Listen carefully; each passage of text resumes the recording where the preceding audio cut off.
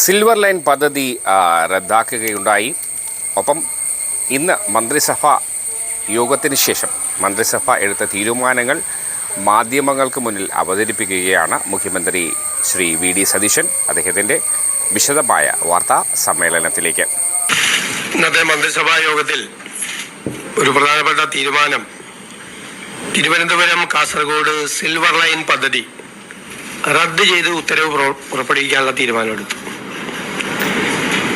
പ്രസ്തുത പദ്ധതിക്കായി ഭൂമി ഏറ്റെടുക്കുന്നതുമായി ബന്ധപ്പെട്ട് പുറപ്പെടുവിച്ചിട്ടുള്ള എല്ലാ വിജ്ഞാപനങ്ങളും റദ്ദ് ചെയ്യാൻ തീരുമാനിച്ചു. ഡീനോട്ടിഫിക്കേഷൻ. കാരണം ഈ പദ്ധതി നടക്കുന്നുമില്ല, പദ്ധതി ഉപേക്ഷിക്കുകയും ചെയ്തു. നിരവധി വർഷങ്ങളായി ഈ ഭൂമി വിൽക്കാനോ വാങ്ങാനോ ഇതൊന്ന് പണയപ്പെടുത്താനോ മകളുടെ വിവാഹത്തിന് ഒരു ലോൺ എടുക്കാൻ പോലും പറ്റാതെ ഈ സാധാരണക്കാരായ ആളുകൾ മുഴുവൻ വിഷമിക്കുകയാണ്. അതുകൊണ്ടാണ് ഏതായാലും പദ്ധതി ഉപേക്ഷിച്ചത് കൊണ്ട് ആ പദ്ധതി കേന്ദ്ര ഗവൺമെന്റും അംഗീകാരം തന്നില്ല. ഞങ്ങളതിനെ എതിർത്ത്, സിൽവർ ലൈൻ എതിർത്ത് ഞങ്ങൾ സമരം ചെയ്തതാണ്. അതിന്റെ അടിസ്ഥാനത്തിൽ ആ ഉത്തരവ് റദ്ദാക്കാനും ഈ ഭൂമി ഏറ്റെടുക്കൽ നോട്ടിഫിക്കേഷൻ ഡീനോട്ടിഫൈ ചെയ്യാനുമുള്ള സുപ്രധാനമായ തീരുമാനം എടുത്തിട്ടുണ്ട്. സിൽവർ ലൈൻ സമരവുമായി ബന്ധപ്പെട്ട വിവിധ കോടതികളിലും പോലീസ് സ്റ്റേഷനുകളിലും ഒക്കെ നിലനിൽക്കുന്ന കേസുകൾ, അത് ആഭ്യന്തര വകുപ്പ് അത് പരിശോധിച്ച് ആ കേസുകൾ പിൻവലിക്കാൻ വേണ്ടിയിട്ടുള്ള, കേസുകളുടെ സ്വഭാവം അനുസരിച്ച് അത് പിൻവലിക്കാൻ വേണ്ടിയിട്ടുള്ള ശുപാർശകൾ, കോടതിയാണ് അത് അനുമതി നൽകേണ്ടത്. കോടതിയിലേക്ക് ഗവൺമെന്റ് അതിനുള്ള ശുപാർശ കോടതിക്ക് മുൻപാകെ നമ്മൾ സമർപ്പിക്കാൻ തീരുമാനിച്ചു. പിന്നെ പദ്ധതിക്ക് വേണ്ടി സ്ഥാപിച്ചിട്ടുള്ള മഞ്ഞക്കുറ്റികൾ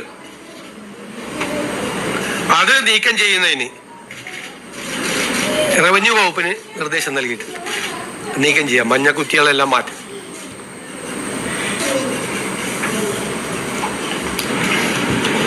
പിന്നെ രണ്ടാമത് PSCയുമായി ബന്ധപ്പെട്ട ലിസ്റ്റുകൾ,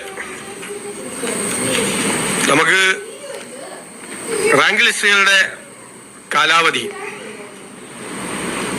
ഇപ്പോൾ അവസാനിക്കുന്നതും 2026 ഓഗസ്റ്റ് 31 കാലാവധി അവസാനിപ്പിക്കുന്നതുമായ എല്ലാ റാങ്ക് പട്ടികകളുടെയും കാലാവധി നവംബർ 30 വരെ ദീർഘിപ്പിക്കുന്നതിന് PSCക്ക് ശുപാർശ ചെയ്യാൻ തീരുമാനിച്ചു.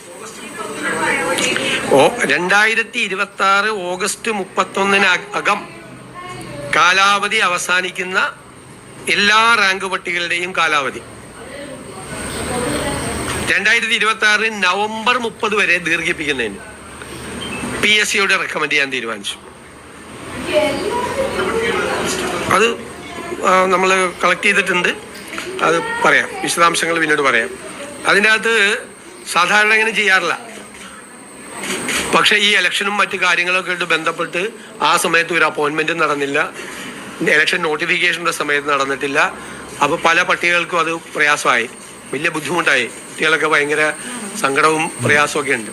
അവരുടെ ചെറുപ്പക്കാരുടെ ഉദ്യോഗാർത്ഥികളുടെ വികാരം മാനിച്ചുകൊണ്ടാണ് ഇങ്ങനൊരു തീരുമാനം സർക്കാർ എടുത്തിട്ടുള്ളത്. വളരെ പ്രധാനപ്പെട്ട സുപ്രധാനമായ ഒരു തീരുമാനമാണ്.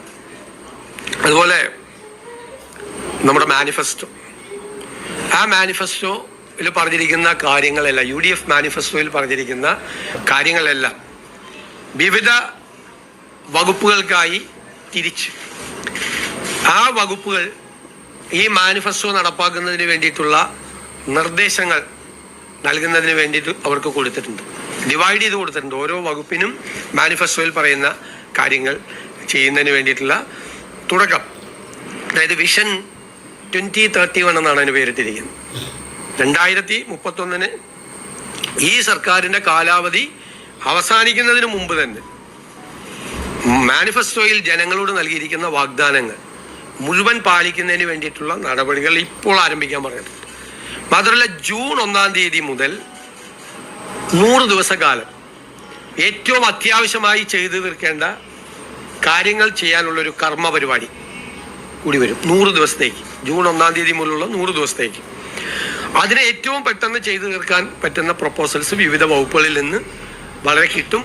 അത് തയ്യാറാക്കി എല്ലാ കാര്യങ്ങളും നമുക്ക് തീർക്കാൻ പറ്റാവുന്ന മുഴുവൻ കാര്യങ്ങൾ, ചിലപ്പോൾ ചെറിയ ഇൻ്റർവെൻഷൻ കൊണ്ട് തീർക്കാം, ചിലപ്പോൾ ചില വിഷയങ്ങൾ പരിഹരിച്ചുകൊണ്ട് തീർക്കാൻ പറ്റും.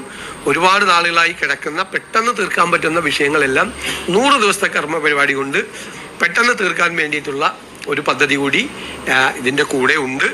മാനിഫെസ്റ്റോ നടപ്പാക്കും. മാനിഫെസ്റ്റോ നടപ്പാക്കുന്നതിൻ്റെ ആദ്യ ഭാഗമായിട്ടാണ് അതിനകത്ത് 100 ദിവസം കൊണ്ട് തീർക്കാവുന്ന കർമ്മ പരിപാടികൾ കൂടി ആസൂത്രണം ചെയ്തിട്ടുള്ളത്.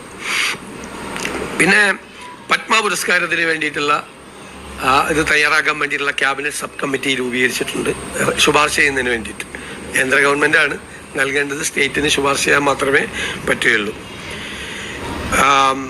ഹൈക്കോടതിയിലെ അഡീഷണൽ അഡ്വക്കേറ്റ് ജനറലായി അഡ്വക്കേറ്റ് മുഹമ്മദ് ഷായെ നിയമിച്ചിട്ടുണ്ട്. അഡീഷണൽ അഡ്വക്കേറ്റ് ജനറൽ ആയി അഡ്വക്കേറ്റ് മുഹമ്മദ് ഷാ നിയമിച്ചിട്ടുണ്ട്.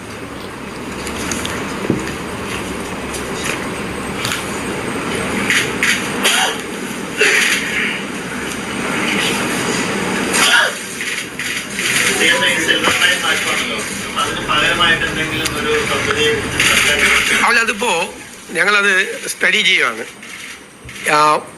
ഒരു സ്പീഡ് കോറിഡോറിന് പാരിസ്ഥിതികമായോ സാമ്പത്തികമായോ കേരളത്തെ ബാധിക്കാത്ത തരത്തിലുള്ള ഒരു അതിവേഗ ഇതിന് നമ്മളെതിരല്ല.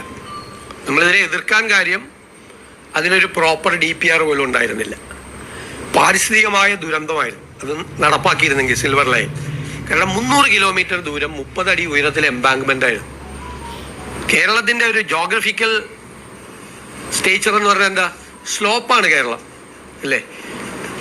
അവിടെ നിന്ന് നദികൾ ഒഴുകി താഴേക്ക് വന്ന് കടലിൽ പതിക്കുന്ന ഒരു സ്ലോപ്പായിട്ടുള്ള സ്ഥലമാണ്. അതിനിടയിൽ 30 അടി ഉയരത്തിൽ 300 കിലോമീറ്റർ ദൂരം എംബാങ്ക്മെന്റ് പണിയുക എന്ന് പറഞ്ഞ ഒരു സസ്റ്റൈനബിൾ ആയിട്ടുള്ള പ്രോജക്റ്റ് ആയിരുന്നില്ല. അത് എൻവയൺമെന്റ് ഡിസാസ്റ്റർ ഉണ്ടാവുമായിരുന്നു, പാരിസ്ഥിതിക ദുരന്തം ഉണ്ടാവുമായിരുന്നു, ഇല്ലേ?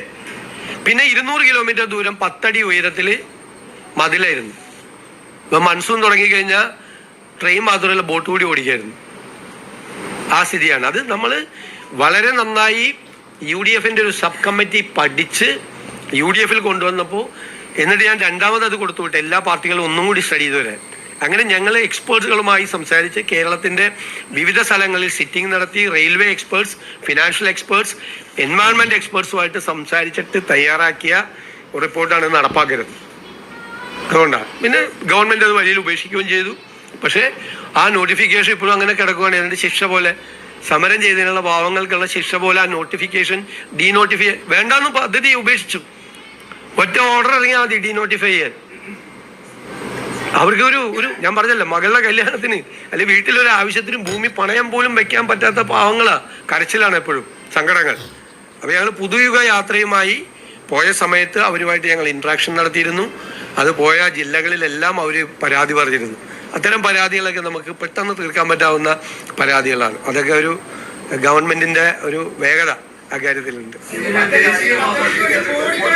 പൊളിറ്റിക്കലായി 2 ഡിസ്കോഴ്സ് നടക്കുന്നു. ഒന്ന്, സത്യപ്രതിജ്ഞ വന്ദേ മാതരം പൂർണ്ണമായി ആലോചിച്ചതുമായി ബന്ധപ്പെട്ടത് കോൺഗ്രസ് പ്രവർത്തക സമിതിയുടെ മുൻ തീരുമാനങ്ങൾക്കെതിരാണെന്നാണ് CPM ആരോപിക്കുന്നത്. 2, അന്ന് സത്യപ്രതിജ്ഞ ചടങ്ങിൽ അങ്ങയുടെ പേര് മുഴുവൻ വായിച്ചത് ഒരു സവർണതയുമായി ബന്ധപ്പെട്ട ആരോപണമായിട്ടാണ്. ഒരു കാര്യം, ആദ്യത്തെ കാര്യം ഞങ്ങൾക്ക് അറിയില്ലായിരുന്നു ഇങ്ങനെ ഈ വന്ദേ മാതരം മുഴുവൻ ആലപിക്കുന്നത്.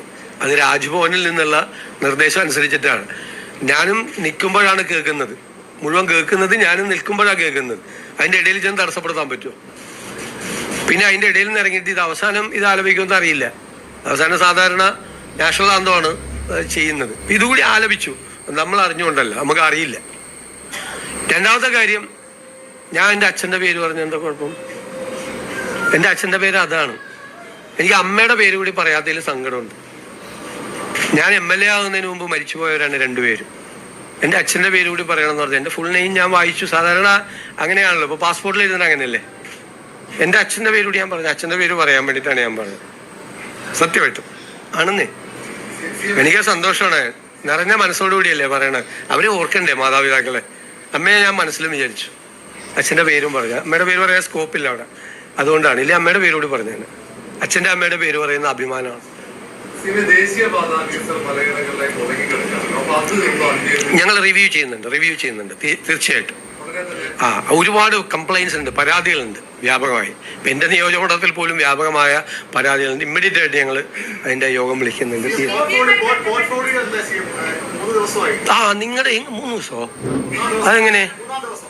ഞാൻ ചോദിക്കട്ടെ, സത്യപ്രതിജ്ഞാ ചടങ്ങ് കഴിഞ്ഞു അന്ന് രാത്രി ചർച്ചകൾ നടത്തിയത് പൂർത്തിയായി. ലിസ്റ്റ് ഇന്നലെയാണ് അറിയുന്നത് ഗവർണർ സ്ഥലത്തില്ലാന്ന്. ഗവർണർ രാവിലെ തൃശ്ശൂരിലേക്ക് പോയി, അദ്ദേഹം രാത്രിയാണ് വന്നത്.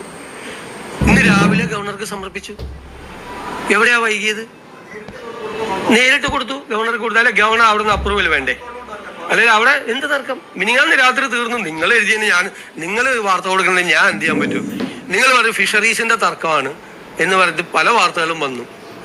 ആ വിഷയങ്ങളൊക്കെ UDF ചർച്ചകളിലൊക്കെ മന്ത്രിസഭ സത്യപ്രതിജ്ഞയ്ക്ക് വന്ന UDFന്റെ ചർച്ചകൾ പൂർത്തിയായി. ഏത് മന്ത്രിസഭാ സത്യപ്രതിജ്ഞയ്ക്ക് മുമ്പ് 10 ദിവസം കൊണ്ട് വരുന്ന കോൺഗ്രസിന്റെ മന്ത്രിസഭാ ലിസ്റ്റ് 24 മണിക്കൂർ കൊണ്ട് വന്നു. സത്യപ്രതിജ്ഞ കഴിഞ്ഞ് അന്ന് രാത്രി തന്നെ, അങ്ങനെയാണ് രാത്രി സാധാരണ 48 hours എടുക്കാറുണ്ട്. ഇത് അതും എടുത്തില്ല. ഇന്നലെ മിനിയാന്ന് രാത്രി ഇച്ചിരി വൈകിയാണ് തീരുമാനമായത്. കാരണം ഡൽഹിയിൽ നിന്നുള്ള എല്ലാം അപ്രൂവൽ എല്ലാം വാങ്ങിച്ചിട്ടാണ് ചെയ്തത്. പൂർത്തിയായി. ഇന്നലെ ഗവർണർ ഇല്ല നമുക്ക് അറിയില്ല. സത്യത്തിൽ ഗവർണർ ഇല്ലായിരുന്നു. അപ്പൊ എന്ത് ചെയ്യാൻ പറ്റും? ഇന്ന് രാവിലെ കൊടുക്കാൻ പറ്റുള്ളൂ. കൊടുത്തു. അതിന് ഇന്നലെ എന്തൊക്കെയാണ് പറഞ്ഞത്? ഭയങ്കരമായിട്ട്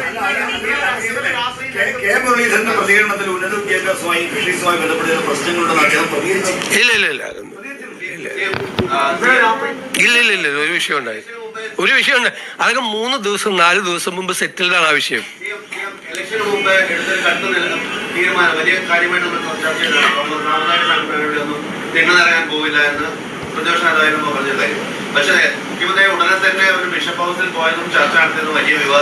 ഞാൻ പ്രതിപക്ഷ നേതാവായപ്പോ തിണ്ണയിറങ്ങാൻ പോവില്ല എന്നൊന്നും ഞാൻ പറഞ്ഞിട്ടില്ല. ഇന്ന് എവിടെന്നെങ്കിലും ഒരു തിന്ന് കോട്ട് ചെയ്ത് കാണിച്ചു. ഞാൻ പണ്ട് ഉപദേശിച്ചിട്ടുണ്ട് നേതാക്കളോട്, തിണ്ണയിറങ്ങാൻ പോയിരുന്നു. എന്താ ബിഷപ്പ് ഹൗസിൽ പോയ എന്താ കുഴപ്പം? ഞാൻ എപ്പോഴും പോകാറുണ്ടല്ലോ, എല്ലാ സ്ഥലങ്ങളിലും പോകാറുണ്ടല്ലോ. ഞാൻ ശിവഗിരിയിൽ പോകുന്നുണ്ടല്ലോ. മഠാധിപതികളെല്ലാം എന്നെ കന്റോൺമെന്റ് ഹൗസിൽ വന്ന് സന്ദർശിച്ചിരുന്നു. ശിവഗിരി എന്നെ അനുഗ്രഹിക്കാൻ വേണ്ടിയിട്ട് അവർ വന്നിരുന്നു. എത്രയോ ആളുകളാണ് വരുന്നത്. ഇപ്പൊ ഞാൻ എന്താവശ്യത്തിലാണ് അവിടെ പോയത്? ഞാനിവിടുത്തെ ക്ലീമീസ് ബാവയെ കണ്ടിരുന്നു. കർദിനാളാണ് അദ്ദേഹം. ഞാൻ നെറ്റോ പിതാവുമായിട്ട് ഭയങ്കരമായ ഹൃദയബന്ധമുള്ള ഒരാളാണ്. എനിക്കിഷ്ടമുള്ളവരെയൊക്കെ ഞാൻ പോയി കാണുന്നതിന് നിങ്ങൾക്ക് എന്താ പ്രശ്നം?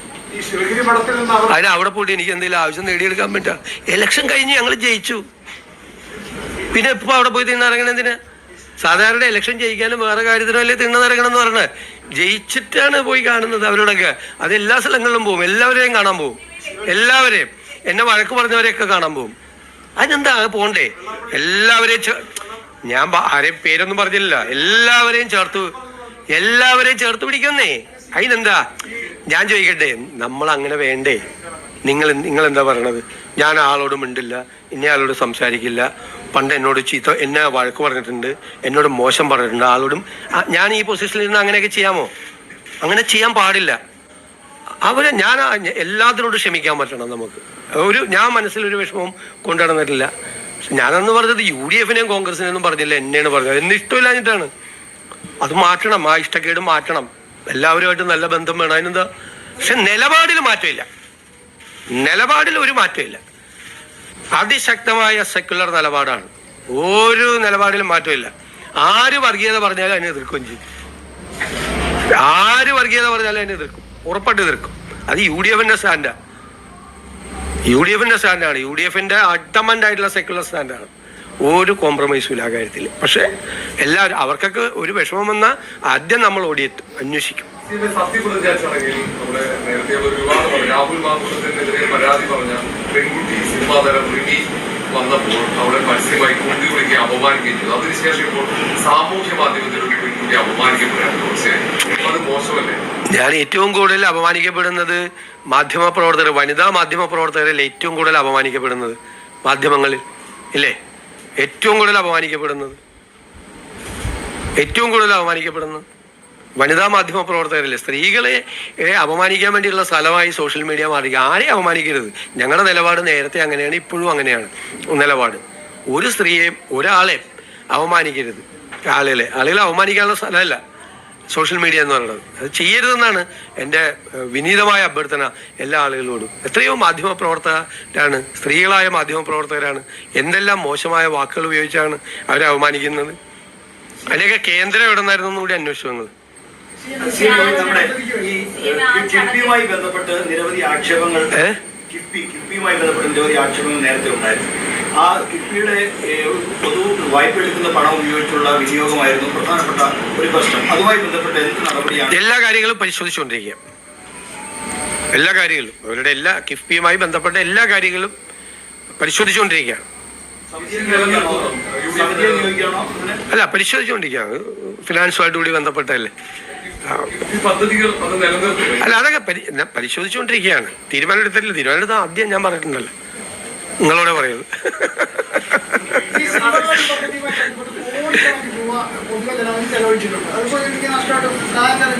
അല്ലാതെ ചെയ്യാൻ പറ്റും. വഴിയിൽ ഉപേക്ഷിച്ചില്ലേ, പോയില്ലേ, ആ പൈസ പോയി. അല്ല, എല്ലാം പരിശോധിച്ചുകൊണ്ടിരിക്കുകയാണ്. അവരെന്താണ് അവർ ചെയ്യുന്നത്, എന്ത് വർക്കാണ് അവർ ചെയ്യുന്നത്, എല്ലാ കാര്യങ്ങളും അവരുടെ മീറ്റിംഗ് ഒക്കെ വിളിച്ചിട്ടുണ്ടല്ല. നമുക്ക് അത്ര സമയമല്ലേ.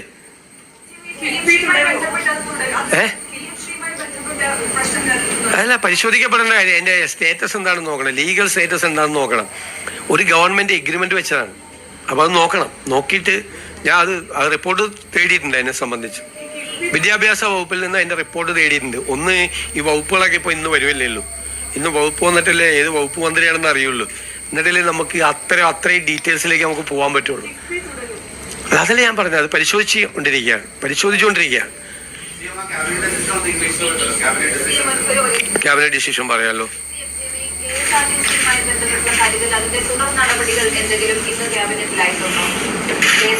ക്യാബിനറ്റിൽ അത് ചർച്ച ചെയ്യേണ്ട ആവശ്യമില്ല. ജൂൺ 15 മുതൽ അത് നടപ്പാക്കുമെന്നാണ് പറഞ്ഞിരിക്കുന്നത്. അതിന്റെ വിശദാംശങ്ങൾ പ്രഖ്യാപിക്കും അതിന് മുമ്പ്, നടപ്പാക്കുന്നതിന് മുമ്പ്. ഞാൻ കഴിഞ്ഞ ഇതിൽ പറഞ്ഞതാണ്. ഇനി അത് ക്യാബിനറ്റിൽ പോകേണ്ട ആവശ്യമില്ല.